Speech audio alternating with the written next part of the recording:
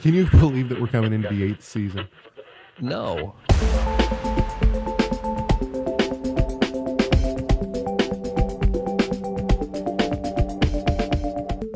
In season 7's intro, we talked about the fact that we are Trinitarian, that we're Calvinists, and that we believe that everyone is saved the same way. Abraham was saved the same way that I'm saved and you're saved.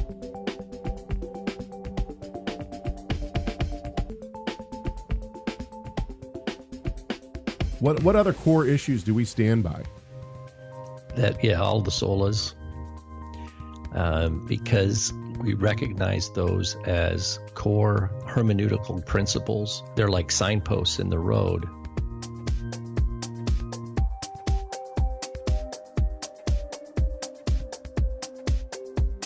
You and I are both Sabbatarians.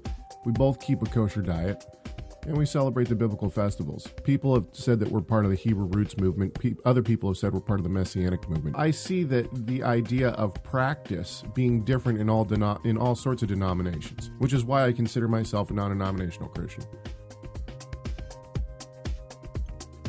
If it's worthwhile if there's even a single person out there that hears a discussion and through our discussion the Holy Spirit quickens that person's heart on a specific topic, maybe helps them in a way that they've been wrestling with the word and trying to understand.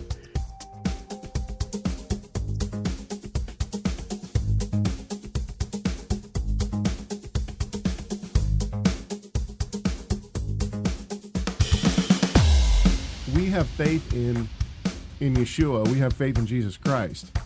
We're saved by faith alone, justified by faith alone. There's no work will save me. I think we're gospel roots. We're gospel roots. In other words, we go back to the core promise of the gospel in the scriptures, and exemplified, like Paul says, in the promise, in your seed all the nations of the world will be blessed. Here we go.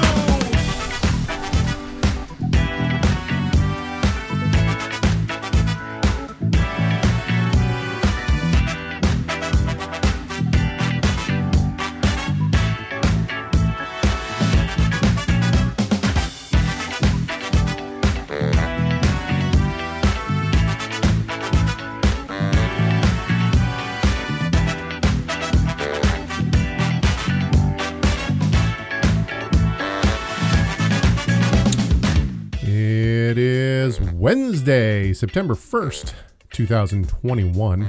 This is Messiah Matters number 356. I, like Rob, have nothing to say right now. My name is Caleb Hegg. I, unlike Caleb, have something to say. Oh, what's Looking that? Looking forward to the fall feast. Oh, yes. The fall quarter at TorahResource Institute. And this Thursday and Friday, the 2nd and 3rd of September, I'm participating in the, Institute for Advanced Studies at Princeton's virtual conference on medieval manuscripts. My name's Rob Van Hoff. You got a lot to say here, buddy, but you gotta.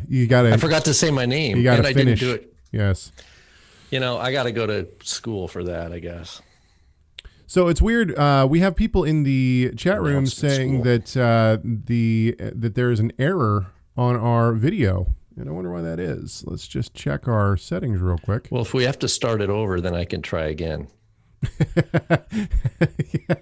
yeah, exactly. Okay. No. So I want to make sure that everybody in the chat room. So if you're in the chat room and you can see us, let me know. Okay, good. People are getting it now. Okay. Yeah, so there's actually been a lot going on with Rob recently. Rob just spoke at the APMF, which is the Asian Pacific Messianic Fellowship. It was a virtual. I've spoken there before. It was virtual this time, so he got to do it from the comfort of his own home. Very nice. That was great. And your dad and I participated in a 2.5-hour Q&A session. And what was so awesome, like Caleb, I mentioned to you, is because it was virtual is through Zoom. You do the gallery view and you can see all these faces. Right. And I'm just going page after page after page. And I was just like, wow. Mm-hmm. It's like, it was really humbling. It was great to see all these smiling faces and names. And now you already said it. You're going now you're doing a virtual thing for Yale. Is that right? No, it's Institute for Advanced Studies, which is at Princeton, which is tomorrow and Friday morning. So it's like, I knew it was early our time. I knew it was a hoity-toity university. I'm really looking forward to it. It's just that's what Rob is. He's hoity-toity. It's called a workshop. I think there's like 12 people. And I just wanted to go so bad because this is the place like Einstein had his office for like the last 25 years of his life, like Institute for Advanced Studies. And I thought, man, this is really cool. It's like there's historical significance to this place. And then they're like, oh, pandemic. Cancel. We're not doing it. Yeah. Zoom only. I'm like, oh. A thorn in the flesh. No, I'm kidding. Not even close. Okay. Well, good luck on all that. And then let's not forget that Rob once again has two papers at this year's Society of Biblical Literature. What are you going to be presenting on? One is for the Masorah section. One is for the textual criticism in Hebrew Bible section. The Masorah section is kind of connected to what I'm presenting this week at the workshop. Can I just for a second for everybody out there, okay? Now, if you didn't understand anything that Rob just said, basically what he's saying is if you are an average person and want to go to sleep, then these are the sessions for you. Now, if you are a geek among Bible geeks, I mean like the professor of professors, then this is for you. Yeah, these are definite geek land things. So, so for the Masorah section.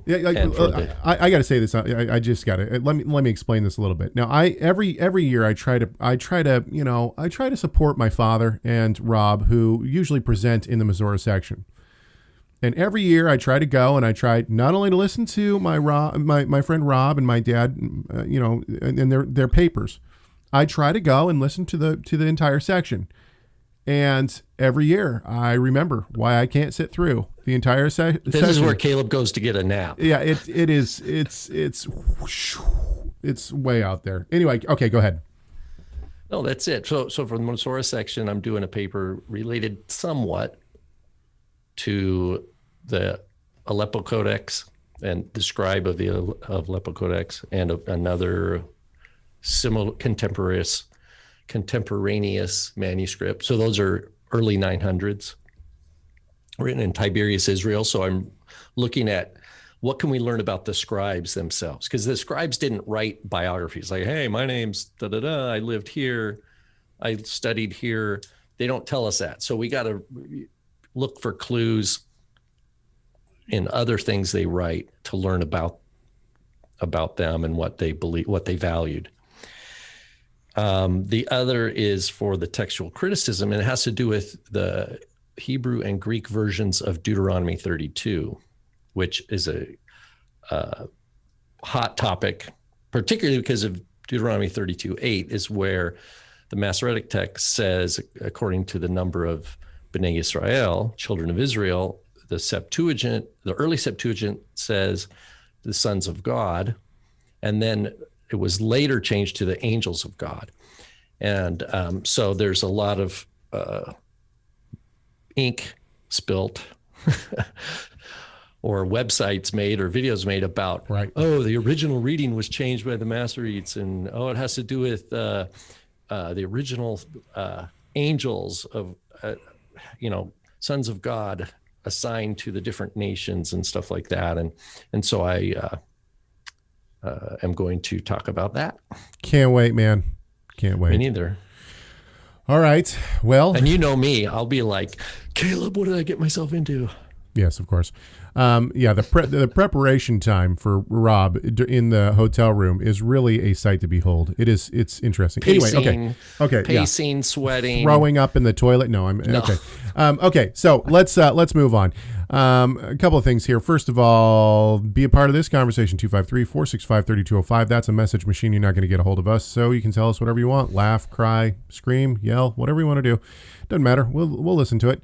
You can also shoot us an email. Write it down. Write down what you want to tell us. chegg@TorahResource.com. chegg@TorahResource.com. Go to TorahResource for all sorts of great stuff, including articles and other things. And then you can listen to archives of this show on MessiahMatters.com. And you can become a supporter of our work and a executive producer if you'd like to. All of that is possible. Okay, and finally, last but not least, perhaps the most important, don't forget to subscribe to this YouTube channel and press the like button. It helps us. I know it doesn't seem like it does, but it does, so help us out by doing so. Okay, now, before we move on, I do want to say, if Rob just blew your mind, and I mean blew your mind with his expanding knowledge on the subjects of biblical stuff, then come take a class from Rob Van Hoff at Torah Resource Institute. That's right. Right now, you nice. Thank you. Yes, I do this. I do this somewhat for a living. If you would like to, you can take a class from Rob. You can take a class from my father, Tim Haig. And you can take a class from Ariel Berkowitz, or you can take a class from Andre Philippe. And actually, I was talking to Andre the other day. Andre is doing a class on continued Hebrew reading. And what that is if you've taken Hebrew before, then you can keep your skills up where they should be by entering this class. It's a great class, and there are some unbelievably skilled Hebrew readers in it. And that should not persuade you if you don't think that you're as strong as other people. Persuade, yeah. Yes. You could take Greek, you could take Hebrew. If you have never taken Hebrew before, my father is doing beginning Hebrew 1, so now's the time to sign up for it. You can go sign up, and you can see a list of all of our classes at TorahResource.com. Go to TorahResource.com, hover over Institute, and right down there in the drop down, it says 2021, 2022 fall quarter classes, and you can click on that and you can see an entire list. Ariel Berkowitz is doing some great classes. He's doing Introduction to Isaiah 2, the book of Isaiah 2. He's doing World of the Tanakh. And then my father, as always, is doing some magnificent classes as well. So everyone's got some great classes to partake in. You can go and check them all out there, and you don't have to sign up to be part of a 3-year program. You can just take individual classes, and to do that, all you got to do is put that class in your cart and check out. There's so much to be said about adopting an intense kind of routine according to an outside accountability structure. These are 10 weeks, some are on a longer semester, some schools. Ours are roughly 10 weeks, 3 times a year. And then we add the summer session. I know Andre had a summer session this last summer, and then even an accelerated, aside from his Hebrew ethnicity class. Even if you just take one class, or if you do a commitment for a language, is even more intense, right? Because the learning curve is not as steep. I mean, it can be like a fire hose, but you're committing to a whole year, which is essentially 30 weeks. Right. But even a short-term class, it's good because it just stirs you up. It stirs you up on so many levels, and it demands engagement, with material. And we need that. We need to be spurred on like that. So Brandon in the chat room asks what the cost is at a normal seminary where you would get at an average seminary where you're going to go for a degree, and Torah Resource Institute does not give degrees. We give a 3-year certificate if you get through all 3 years. Otherwise, you just get the knowledge. At your normal seminary, you're going to pay anywhere from $1,200 to $1,300 per class. At Torah Resource Institute, the most expensive class that we have is $285, and language classes are $190 per quarter.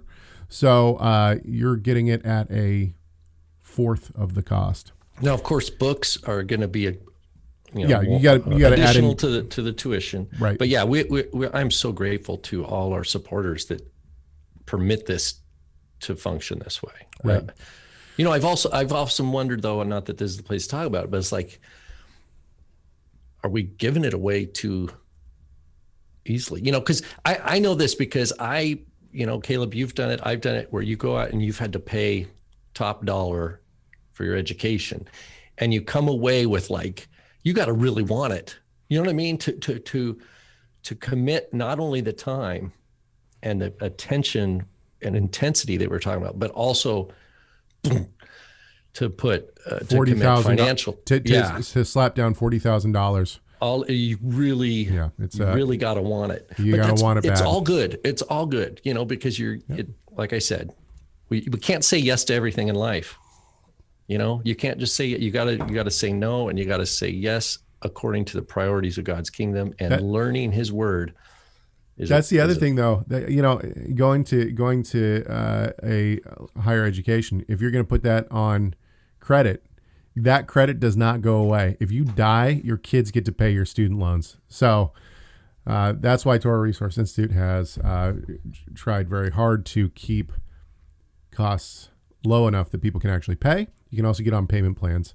Payment plans are available right on the checkout page. Okay, let's jump in. I know we've been talking for a long time and haven't really gotten to the things that I'm sure people really want us to. However, and the things that they really want us to get to is this. We've had several requests in the chat room for this. Messiah Matters wants to hear from you. Leave us a comment, a question or two. Call 253-465-3205. That's right. I want to know what that sound. I got to ask Sean what that little sound is. That. Okay. Let's jump in. ING Green wrote a comment on our last show, on our last YouTube show. And it says this: something to consider. The promise of Messiah was passed down through the seed of Abraham. I think I have a problem with that statement, but let's keep going. Generation to generation until Messiah finally arrived. Actually, let's talk about that statement. Okay. Was the promise of the seed passed down through the Abrahamic seed?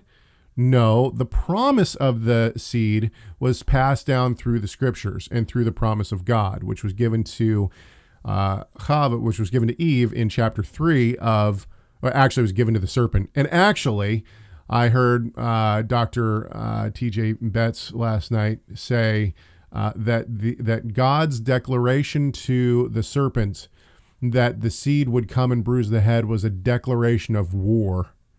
I thought that was great. Anyway, so it's this declaration of war against the serpent and sin that the seed would come. Obviously, at that point, it's not passed down through the seed of Abraham. Now, I think what this person is saying is that the seed would come from the seed of Abraham, but the promise is not passed down through the seed. The promise is passed down through God and His word, right? Maybe I'm nitpicking. I apologize. But I think, I don't know if this is the entire comment is a little bit perplexing in the way that it's worded. And so I'm not sure if this just comes from the theological position that is being put forward, or if it's just a misstep in language. I don't know. So anyway, okay, let's keep going. Hence, Paul says neither circumcision or uncircumcision don't matter any longer. And that is not what Paul says. Once again, maybe I'm nitpicking, but the quote is, circumcision is nothing and uncircumcision is nothing.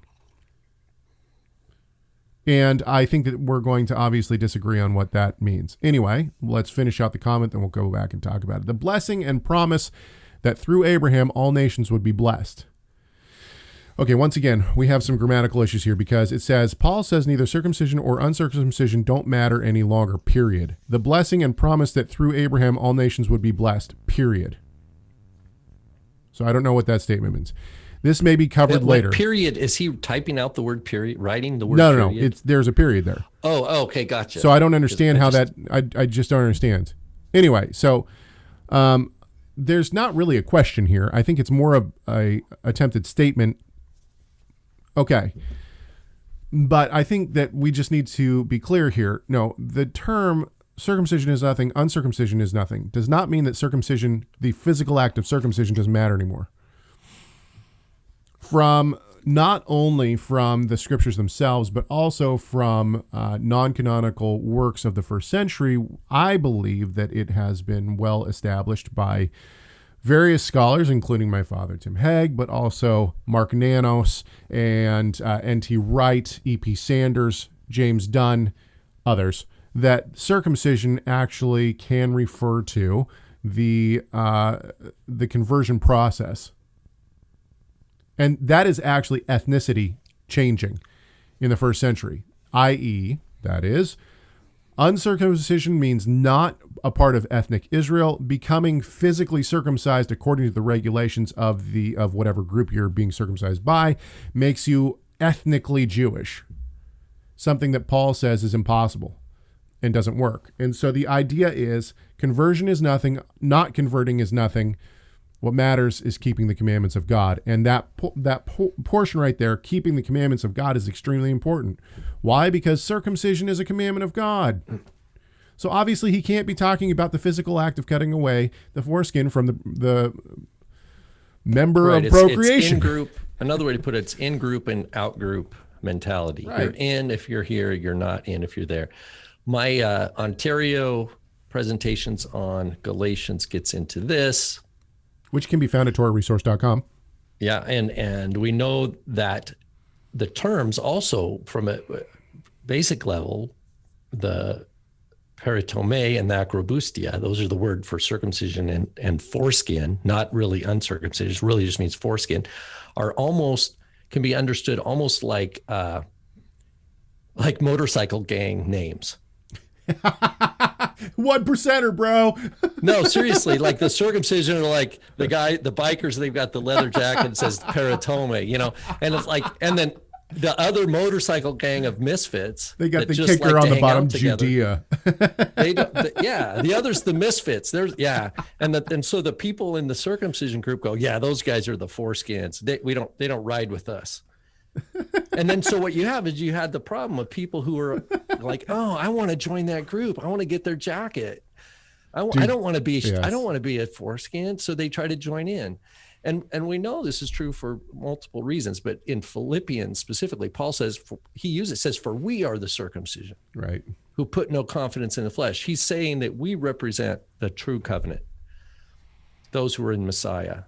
It's not about this group pleasing some group to join their club so you can shame outsiders and find honor and quote righteousness as being a member of this insider group. It's the same issue with, the washing of the hands. These guys fast, but you guys don't fast, or these guys wash their hands, but you guys don't. It's that same kind of issue. And then people feel insecure about, oh, does God love me? I think I need to go join with you guys. So then I'm sure of myself. Trying to find identity in something other than Messiah's completed work. And that's when the lion came out, man, because he was going to defend these new believers, especially among the Gentiles, from these Jewish groups that were like bullies. Yep. And we see them today. Don't think that there aren't bully Orthodox Jews today that are going to bully Christians around, try to make Christians ashamed, try to make them feel like they don't know the Bible, and make them feel like they're idolaters and that their only choice is to adopt the Noahide laws or to come under some rabbi. They do it today. They do it today. That reminds me of about 7 years ago now. It was quite a long time ago. In fact, I think actually it was when I still had anyway. So 7 or 8 years ago, I got in an online debate with somebody. I think his name was like the college rabbi or something like that. That's just... Well, is that on your birth certificate? He would go to different universities and act as a rabbi to try to bring Jews that were on university campuses together to form groups. Whatever. Okay, so I said to him at the time, I had a fully kosher kitchen, and the reason why was because I was a pescatarian. There was no meat in my house, so there was no mixing of milk and meat. All of my plates, all of my everything was milk. So any Orthodox Jew could have come into my house and eaten off of my plates because there was no meat. So anyway, I said to him, I said something like, oh, he got mad at me because I said that Jews were not as accepting as Christians. Because, you know, to get into the Jewish groups was very difficult, but Christianity always opened you with, you know, always welcomed you with open arms. He was very offended by that. And I said, okay, I tell you what, why don't you come over to my house for Arab Shabbat meal? I got a Shomer kosher kitchen. I light candles. I'm Shomer Shabbos. You know, come on over. And then this turned into a debate between him and all of these Hasidic Orthodox Jews about how he couldn't enter my house and he wouldn't be able to drink any of the wine because if he turned his back, I might say a blessing over the wine to Jesus and all the, you know, and all these kind of stuff. Yeah. And in the end of it, he basically said, I can't come over to your house. I wouldn't be able to do that. It's like, okay, so you're supposed to be more loving than the Christians? So wait a minute. We just did this. I told you so. Yeah, right? exactly. You just proved my point. Anyway, so yes. No, that's true. I mean that kind of stuff happens a lot today. Yeah. Well, you could have two. It doesn't have to be a Christian issue. You could have. I know stories of Orthodox Jews and then marginally observant Jews, or not even observant Jews, and they'll say, "Look, you can eat at my house, but I can't come and eat at your house." Right. Right, and that's not even a Jew Gentile or Jew Christian thing. Right. That's a Jew. A Jew. Oh, dude, on point today. Okay, Lee. Is that a candy? Juju, yeah. Juju fruits. There's a Seinfeld episode about that, by the way. Okay, Lee in the chat room says, off topic question. Rob, when is your handbook coming out on Jude? Juju. Oh, golly. On Jude. I had hoped to have it by the end of August. Now it's going to be the end of August 2022. I'm going to punt to the end of September. All right. We'll believe it when we see it. Okay. Let's move on. Actually, should we just we'll wait because Lee in the chat room actually wrote in a question. We'll get to his in a few seconds. Paul writes, and he says, throughout Scripture, when we read the term sons of men, the meaning typically refers to those who are unfaithful towards God or people who reject God. But this label is also applied to Ezekiel, where God calls him son of man. In Daniel, where he sees a vision of Yeshua is referred to as son of man, capital letters. Who or what is a son of man? Wait a minute. Say that first part again? Yeah, so I think that there's a difference between sons of men and son of man. So he says, throughout Scripture, when we read the term sons of men, the meaning typically refers to those who are unfaithful towards God or people who reject God. But this label is also applied to Ezekiel, and it's a different label. I would let me just pause on that first one. So I think there could be times, like I think, Genesis 11, the tower which the sons of men had built. So I would agree that sometimes it could refer to people who've been rebellious, but it's also in 1 Kings 8, when Solomon's prayer at the dedication, he says, you, O Adonai, hear in heaven from your dwelling place, forgive and act and render each according to all his ways, whose heart you know, for you alone know the hearts of all the sons of men. I think it just means humans. Right. It's just a poetic, it's poetic way of talking about humans. Okay, I agree with you, but now let's move to son of man. Context is always important, though. We always got to look at context. Okay, so now let's move to son of man. The person in Daniel, you see a human in the heavenly court sitting on a throne. Or coming on the clouds, right? Coming on the clouds, right. And in Revelation, you see that, yeah. But anyway, what does Jesus say? He says, that's me. I am he the says that son to of the man. high priest. Right. The high priest, he says, you will see the Son of Man coming on the clouds of heaven. And the high priest rips his garment and says, we've heard enough. It's blasphemy. Why would the high priest say this is blasphemy for Yeshua saying that?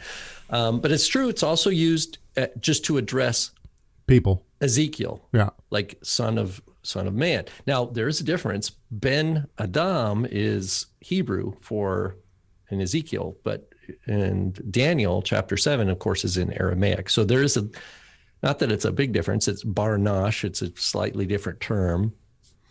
But I take it when Yeshua talks about the Son of Man this, the Son of Man that, he's talking about himself, but he's saying, I am this guy, from Daniel 7.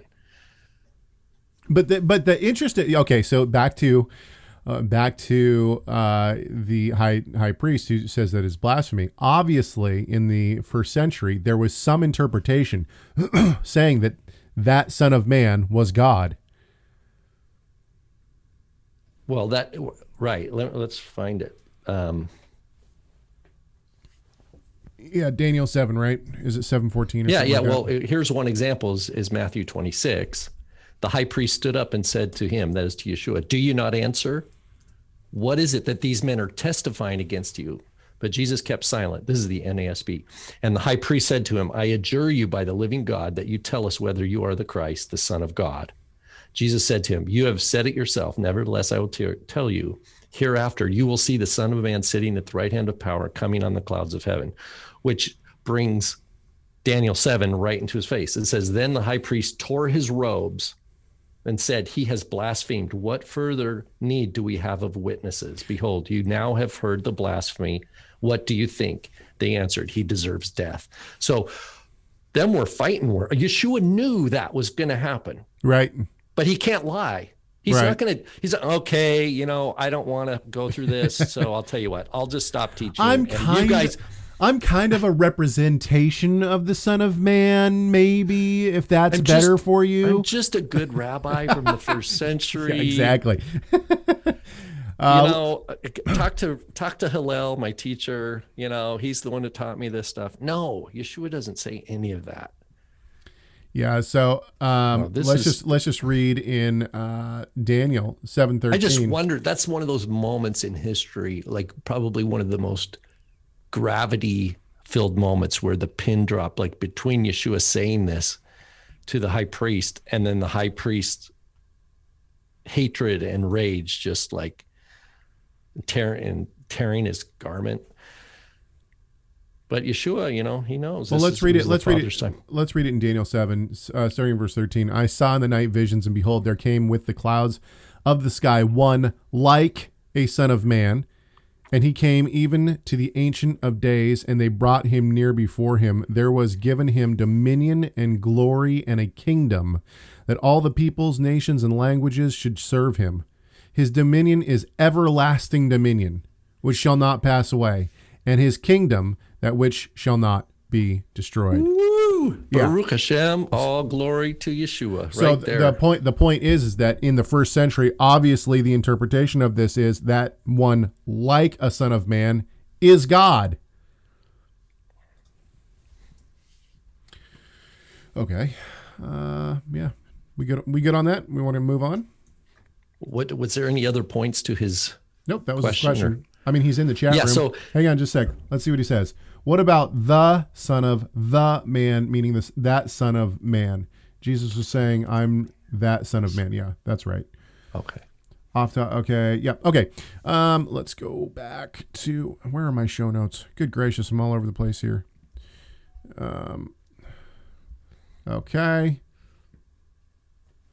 Sorry, not a period on that last sentence. Okay, I'm sorry. I'm trying to keep up with the chat room and my show notes. And just imagine if I had the chat room on right now. Oh, good gracious. No, let's not imagine that. Let's actually move on to. Okay, Lee says this. Lee says this. He says, recently, the topic of and this is for you. You haven't heard this question yet because I just found this in my inbox and I had passed over it. Recently, the topic of the Masoretic text versus the Samaritan Pentateuch was raised. The accuracy of the Masoretic text was challenged since it came after the Samaritan Pentateuch. Also, it was questioned whether the Masoretic text was influenced by the time Israel/Judah spent in captivity. This is because of the script change from Paleo-Hebrew to the Aramaic block style and vowel pointing. I've heard the text called a rabbinic text, which in one sense it is, but I think this is to paint a negative picture. one which adds doubt to believing its trustworthiness. Another point made in favor of the Samaritan Pentateuch is how the wording in the Septuagint and the Qumran scrolls are similar to it. Also, these three have the same verses in them that are missing in the Masoretic text. This appears to give the Samaritan Pentateuch more, supposedly, credibility. I've done a little research on this, but I'm limited to what the internet has to offer. I'm assuming that between you and Rob, that you guys might have some sound sources and be able to shed some light on this matter. How did the Masoretic text become the reliable text? I don't have it's a different Lee. Sorry, Lee. Thought it was you. I don't have a lot of knowledge when it comes to this compared to Rob, although I've taken several classes on the formation of the Bible. There's several things that I would say about the Samaritan Pentateuch and the reason for the Masoretic text being the go-to standardized text for, not standardized, but the standard text and reliable text that we see being used by most people. Okay, and here's my reasoning. First of all, in Romans, Paul says, what benefit then is it to be a Jew? And he says, much in every way, for they were unto them was entrusted the oracles of God. Oracles of God. Okay, so right there in the scriptures, the Jews are said to have the authority to hand down the scriptures, and they've done this very miraculously. It really is a miracle. Absolutely. If you see the consistency of the Masoretic text from what we have today compared to what is perhaps you could look at like the Dead Sea Scrolls and see the Dead Sea Scrolls, and you compare the two, it is literally miraculous. God is the one who has preserved this. So my response would be, first of all, in Scripture it says that the Jews are the ones who are going to hand down the Torah, not the Samaritans. Second of all, we know that the Samaritans had some very interesting theologies, and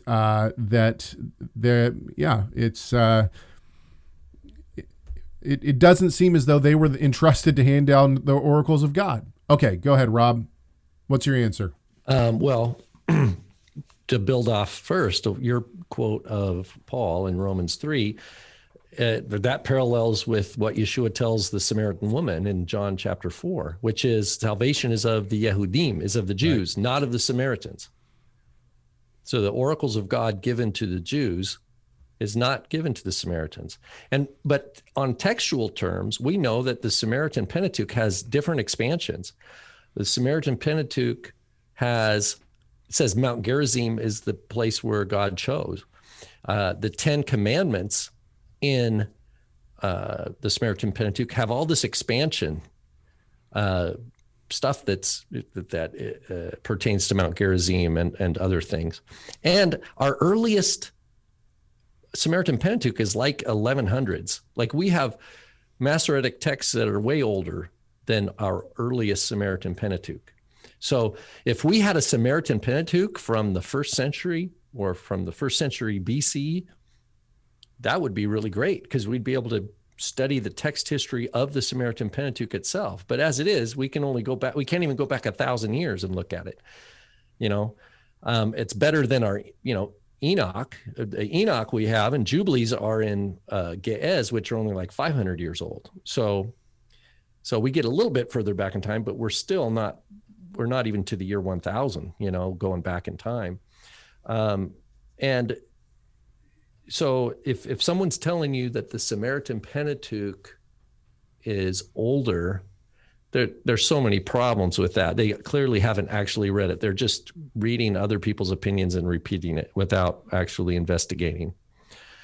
Pertaining to the Septuagint, it seems that in some cases, the Samaritans, this is my view, the Samaritans had a Masoretic text. They also had Septuagint text, and they kind of cut and pasted and made their own Pentateuch. And they did that way later, as to the point of whether the Masoretic text is, quote, rabbinic, it's independent. The Masoretes were independent of the rabbis, and they weren't Karaites either. I know that some people have made a living on that kind of claim. But no, they were neither. They were scribes, and but yeah, Romans 3, good verse. All right, let's move on. That was a quick one. Michael writes in. Michael, he says this. He says, I am struggling with the topic of communion, and I have a few questions. Oh, good. Oh, this is right up, Kellie. This So is you right up my- threw me a couple, and now you get to do this. That's right. I hope the authors of this video, by the way, this was left on a video that we did like 4 or 5 years ago. So I didn't sit down and watch our own video again because Can't do that. I wasn't going to, yeah. If I did that all the time, all I'd do is watch our videos and respond. Anyway, he says, I hope the authors of this video can give their feedback. I'll try. Number 1, John 6. Ah, yes, this is a controversial text, to say the least. John 6 speech about body and blood is problematic. Is it, though? Is it really problematic? I don't know. I don't think so.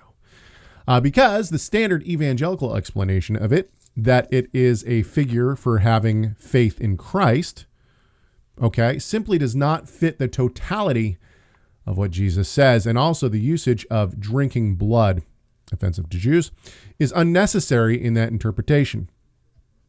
Can this refer to communion, which will of course come later than John 6, but involves the elements mentioned and eating? Some say it can't because it's not the Last Supper, but there is no rule that Jesus can't speak of future events before they happen. Okay, let's stop right there. Actually, let's finish out his question. Those who stuck around after his offensive speech did learn ultimately what it meant in the communion interpretation. Okay, first of all, I think it is anachronistic at best to say the communion interpretation. You don't have the communion interpretation until much later. Now, modern day Christian scholars are going to say that's totally wrong. In fact, when I was doing all my research on the Eucharist, one of the things that I was ultimately shocked by was the amount of scholars, well-trained, extremely well-educated scholars, Bible scholars, who said that as soon as the Last Supper happened, if you just read a little bit on in Acts, every time it says breaking of bread, the breaking of bread, that means communion. In other words, this was an institution that took effect immediately and everybody was on board. Everybody knew exactly what was going on. This not only reads into the text, but it neglects a significant amount of history that goes along with it. The history that goes along with it, basically, and Andrew McGowan, who is I would consider Dr. McGowan to be a liberal scholar. I would also consider Dr. McGowan he is a Anglican priest, I believe. Maybe Anglican is not right. Anyway, so his theology is much different than mine. However, he has done extremely good work in the field of Eucharistic studies. And he has shown that throughout the first 4 centuries after Christ was on earth, that communion was not a set understanding of the elements, that is bread and wine. So in his book, Ascetic Eucharist, he shows that different groups used full meals, and some of them, as it became more and more refined, different groups used different things. So he shows that one group used water and cheese as opposed to bread and wine. He showed that other groups used things like meat or fish, all sorts of stuff. And so this idea of the elements of the Eucharist being refined down into bread and wine, that doesn't happen until much later. And ultimately, it shows that the idea of a Eucharist or of a communion in that sense was foreign to the first century believers. They associated it, I believe they associated it with Passover. Now, what I just said is... You're right. I mean, that's inarguable. I mean, the Gospels make that, they anchor that, and so does Paul. So anyway, sorry. No. That's good. So when we talk about John 6, first of all, John 6:4 says, and the Passover was near, or it was, I think the Passover was near. So John sets us in the setting of the Passover. Now, I know for all of the Hebrew rooters who are listening right now, Michael Root is totally out to lunch on this. John 6:4 is absolutely legitimate. It's in every single manuscript early up until the 13th century. There's one manuscript that doesn't have it. It was a mistake from a scribe. I think every good Bible scholar has basically weighed in on this. It's nonsense for Root to say that it's not in the Bible, and it shows that he has no clue at all when it comes to anything scholarly. With that said, it's true that John says that it's the Passover. So now he's set us in the Passover mode. And I guess we'll just go back into it. The idea that there was a Passover Seder like the Jewish traditional Passover Seder today, and this isn't to knock anyone. I'm not trying to put anybody down. But if you go to a Messianic Jewish Passover Seder today, they're going to have a plate with all of the elements on it. They're going to have the afikomen. They're going to have, they're going to tell you to rest on one arm, and they're going to tell you that all this is tradition. There's going to be 4 cups, and each one of those cups has meaning. And Jesus drank the 4 cups, and all these different things. None of that was the case in the first century. None of it. That's all late tradition. And a lot of it was probably a response to or trying to incorporate what Jesus did and say, we had it first. Okay. And ours is better. Exactly. Catholic. Do you have our? I don't even have our soundboard up right now. I apologize. That's all right.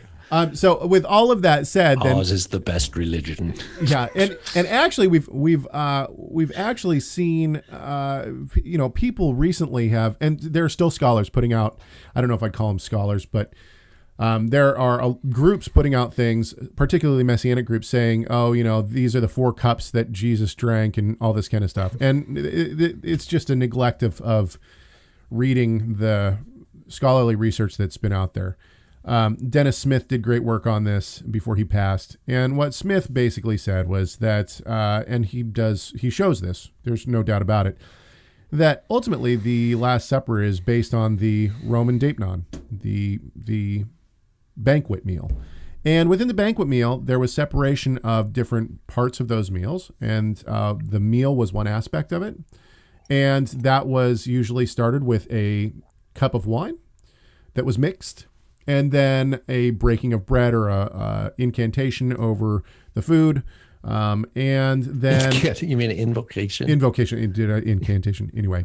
Invocation. What's an incantation? Is that like? Isn't that a word? Did I make up a new word? No.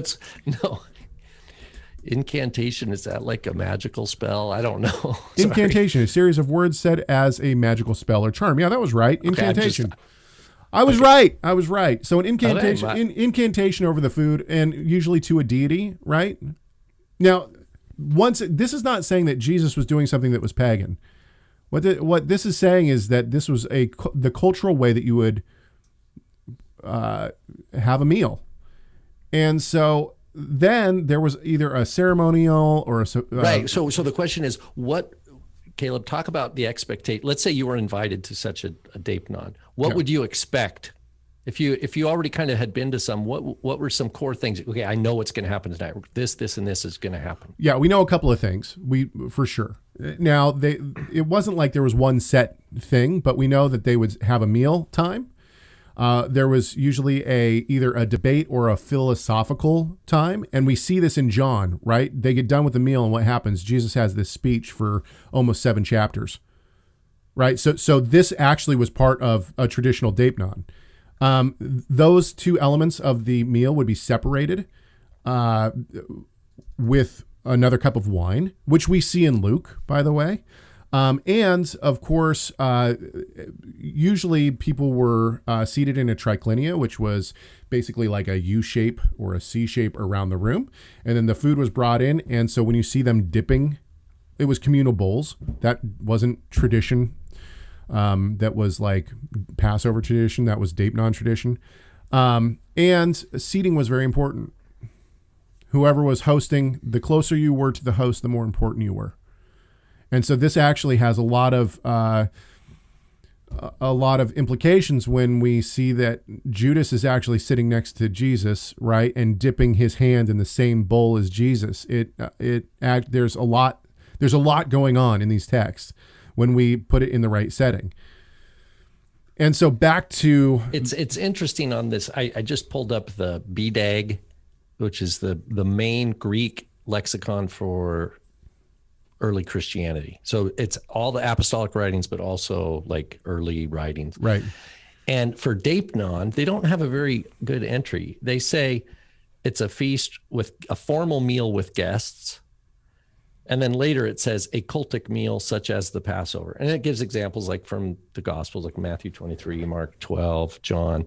But I think in light of what you're saying, they really need to go back and... Yeah, Dennis Smith did a formidable work on this. It was, anyway, so all of this to say, now let's go back to Michael's initial question. If I may, it means that, because people might hear Deipnon and go, Caleb's talking about a Roman Deipnon, that doesn't sound right. Well, what he's saying is that there's this Greek word used in the Gospels that wasn't just the ordinary word for meal. Right. It was a special word, and that because people they used this word, it evoked certain expectations that set it up, made it, this is different. This is different. This is like a there's going to be teaching. There's going to be, some sort of larger narrative in which the meaning of the meal is embedded, right? I mean, that's what's going on here. And meat was often served at the Deipnon. A lot of people didn't eat meat outside of the Deipnon. So ultimately, it's not like you because it's expensive, right? Yeah, exactly. And it's not like you had to say this is going to be a Deipnon. But if you had a formal meal, any kind of a ceremonial meal to any god or with any elements of worship of God, which everybody there was no such thing as like an atheist back then. Everybody believed in a god.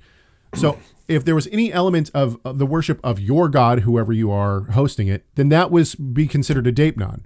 So whether you were a Jew or not, it didn't matter. It'd be like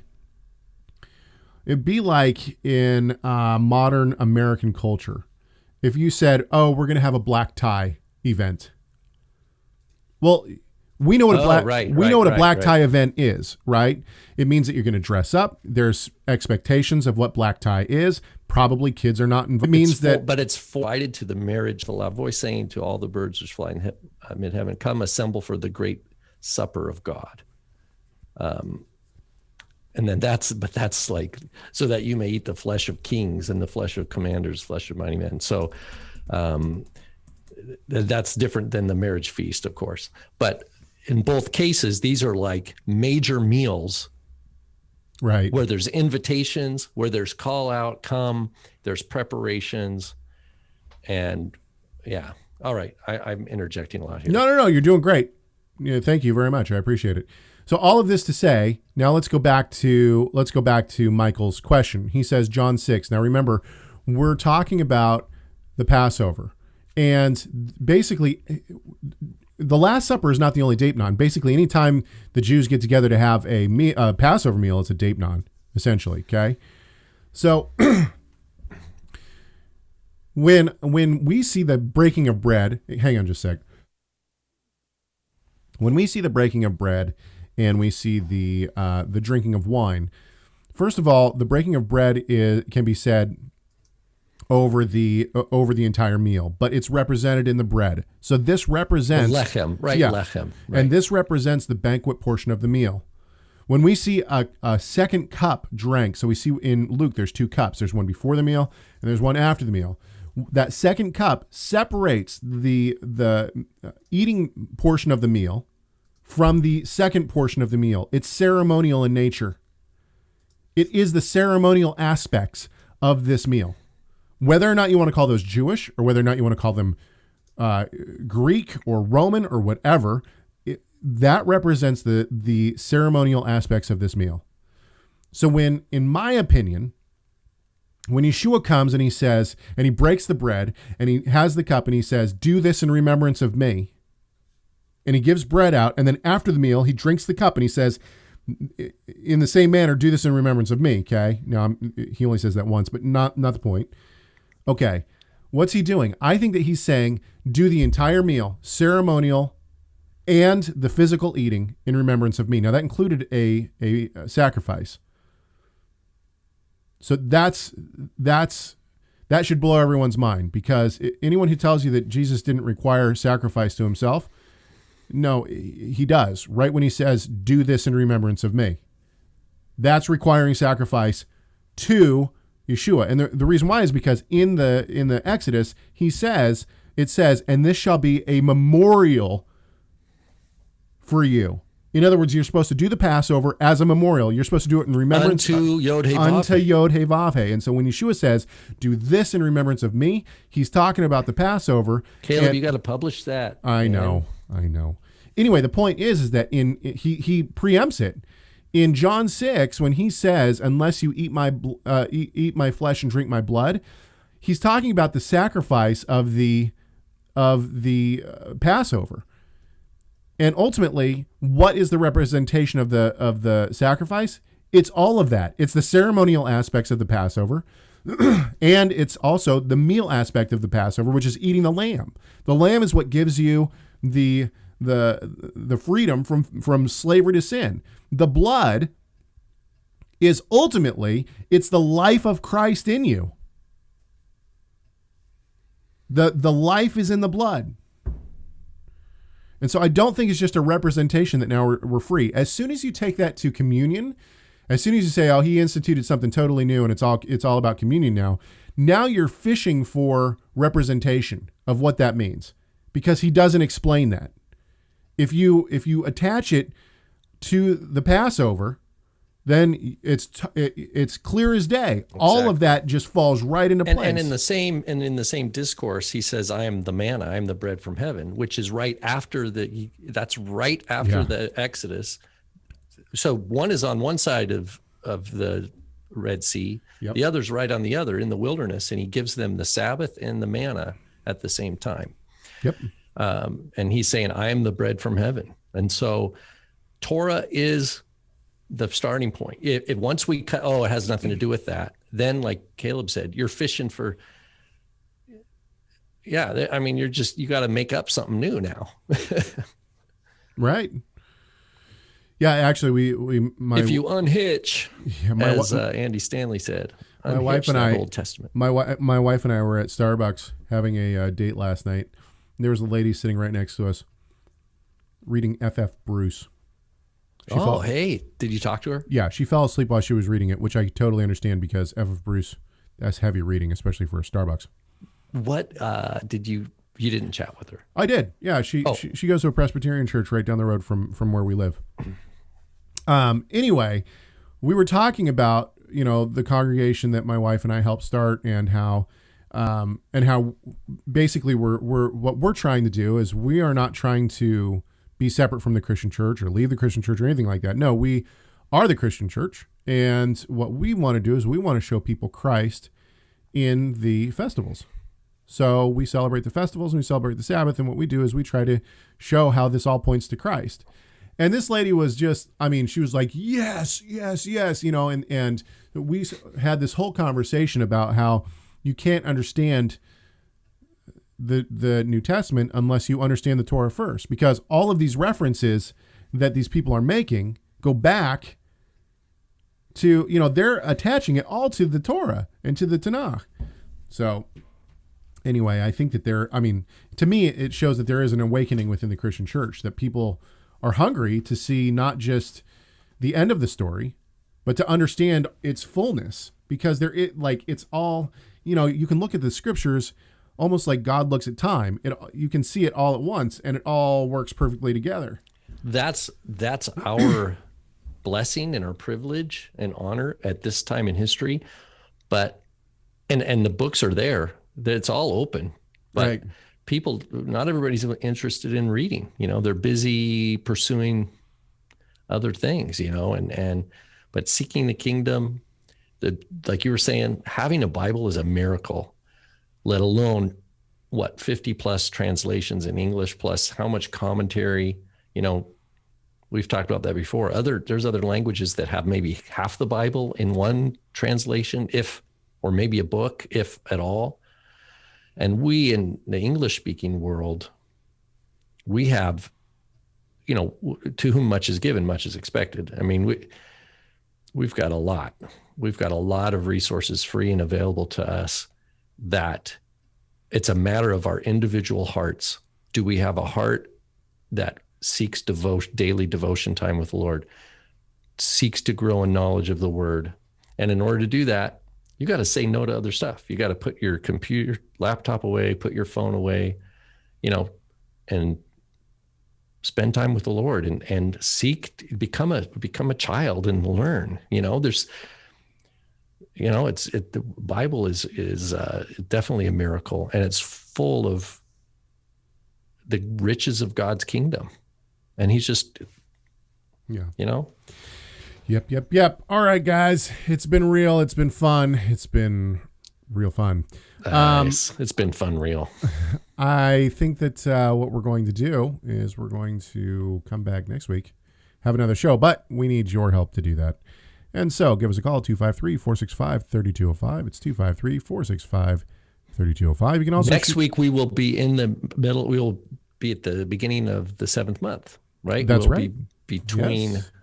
Yom Teruah and Yom have a great Yom Teruah. Maybe we'll talk about the festivals next week, and if you have questions about those, give us an email. The fall festivals instead of Pesach. Yes, exactly. chag at TorahResource.com. It's chag at TorahResource.com. Don't forget, as the kids these days say, don't forget to smash that subscribe button and hit the like. And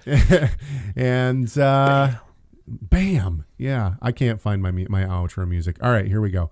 We hope that this conversation has done at least one thing. That is to glorify our great God and Savior, Yeshua the Messiah. Why? You know why. Because Messiah matters.